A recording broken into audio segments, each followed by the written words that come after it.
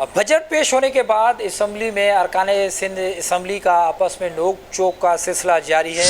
आवाम को क्या रिलीफ मिलने वाला है, कौन से काम हो रहे हैं, क्या क्या चीज़ें सस्ती हो रही हैं, पेट्रोल महंगा होने पर भी रद्द अमल लेने की कोशिश, बजट में क्या रिलीफ मिलने वाला है, हल्के में कौन कौन से काम होने वाले हैं जो है वो सस्ती होने वाली हैं, किस चीज़ों पर टैक्स फ्री कर दिया गया है, कौन सी गाड़ियाँ हैं उन पर टैक्स फ्री। पेट्रोल और जो डीज़ल है ये पूरी दुनिया में जो इस वक्त ईरान और इसराइल का जो जंग हुआ है, पूरी दुनिया में एक जंग की लहर की वजह से पेट्रोल और डीज़ल जो है महंगाई की तरफ जा रहा है।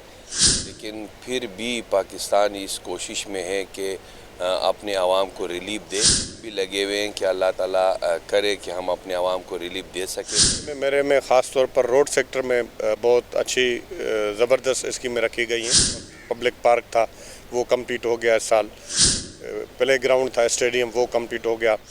दूसरा गर्ल्स कॉलेज थी, उसकी बिल्डिंग कंप्लीट हो गई अल्हम्दुलिल्लाह। ऐसे नहीं भी वो भी आ गई और अब वो बिल्कुल फुली चलने लगी है। इस साल पब्लिक स्कूल ठुल का इंशाल्लाह ताला अगस्त में काम करना शुरू कर देगा।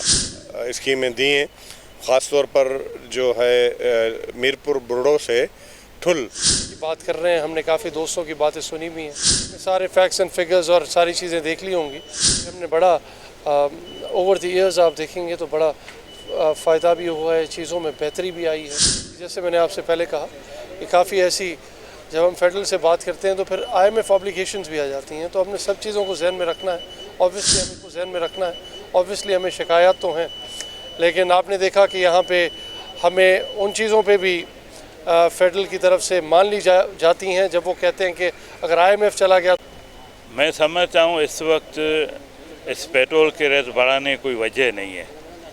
नहीं, मेरे ख्याल में आलमी सतह पे जो पेट्रोल के रेट हैं उस हिसाब से ये हमने बहुत एहतजाज किया है और CM साहब ने भी, चेयरमैन और प्रेसिडेंट साहब ने भी बात की है। इंशाल्लाह उसमें बेहतरी होगी।